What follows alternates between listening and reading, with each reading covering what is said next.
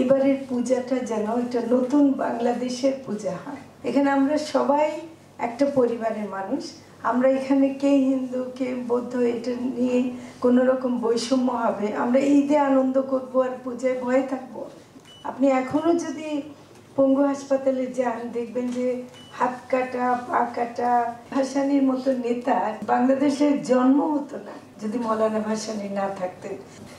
ঢাকায় পঙ্গু হাসপাতালে গেছি, অন্যান্য হাসপাতালে গেছে, ওখানে কিন্তু একেবারে সাধারণ দিনমজুরের বাচ্চা ছেলে, মানে 14-15 বছরের ছেলে, সে আবু সাইদের ভিডিও দেখে নাকি রাস্তায় নেমে গেছে, বলে মা গেলাম এটা বলে সে চলে আসছে।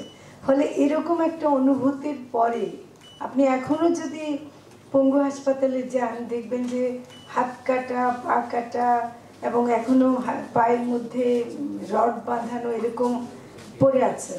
আপনি সরওয়ার্দিতে যাবেন দেখবেন যে সারা গায়ে মানে গুলি, মাথার মধ্যে গুলি। অনেক অপারেশনের পরেও তারা কিন্তু মানে চিকিৎসায় চলছে, মেডিকেলে যান।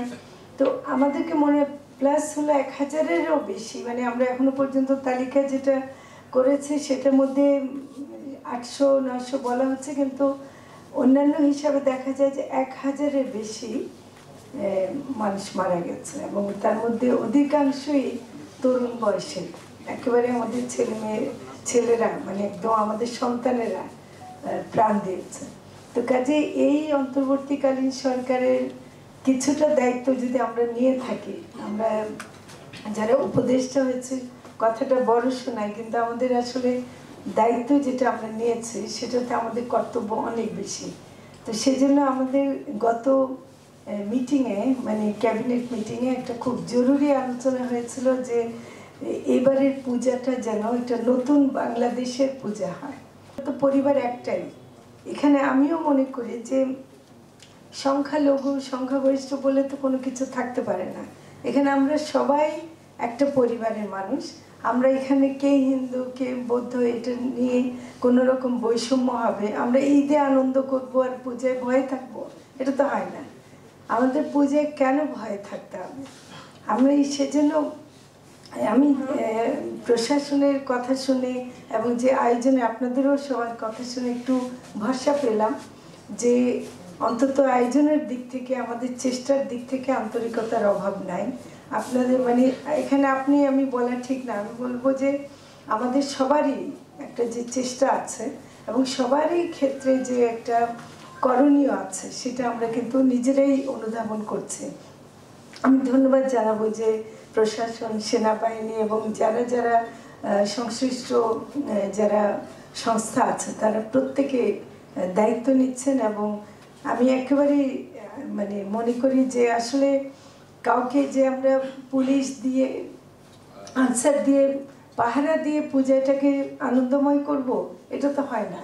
এটা তো আমরা আসলে একটা আনন্দের জিনিস, এটা হিন্দু মুসলিম সবাই মিলে আমরা আনন্দটাকে যেন করতে পারি। সেজন্য সামাজিকভাবেও এটার একটা সামাজিক একটা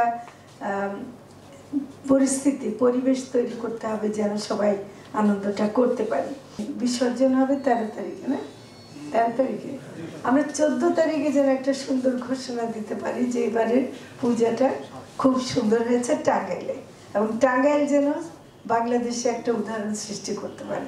ভাসানীর মতো নেতা টাঙ্গাইলে আছেন, এটা টাঙ্গাইলের জন্য কত বড় একটা ব্যাপার। এটা শুধু টাঙ্গাইল না, এটা সারা বাংলাদেশের জন্য। বাংলাদেশের ইতিহাস উনি সৃষ্টি করেছেন। বাংলাদেশের জন্ম হতো না যদি মৌলানা ভাসানী না থাকতেন, এবং তিনি মজলুম জননেতা ছিলেন। এবং আমরা যে ভারতের কথা বলছি, আজকে দেখেন যে ফারাক্কার বিরুদ্ধে কে গেছিল, হ্যাঁ, তো মৌলানা ভাসানী গেছিল। আজকে যে তাকে আমাদের কত দরকার ছিল, আমাদের আগামী প্রজন্ম কেন তাকে চিনবে না?